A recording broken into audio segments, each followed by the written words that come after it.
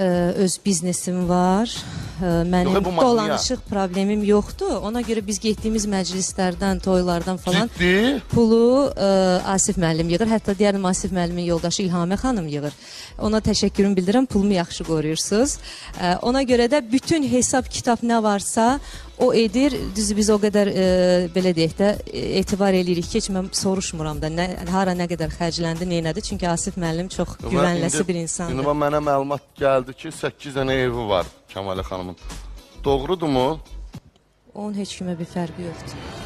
Varmı?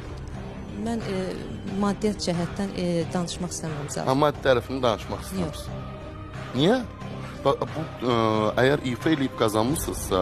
Başqa hardan qazana bilərəm ki, məni kimi biri? Yəni, onu demək istəyirəm. Bu sənətdən qazanmışsınız, əziyyətlə qazanmışsınız da, misal üçün, ata verməyib, ana verməyib bu evi sizə. Mənim köküm var, mən deyim, mənim atamın, anamın mənə çox böyük dəstəyi olub. Demirəm ki, mənim üçün daha hər şey, bünövrəni atam, anam qoyub, mən də davam eləmişəm. Hə, atadan da qalıb sənə. Nəsə ev. Yəni ki, neysə də.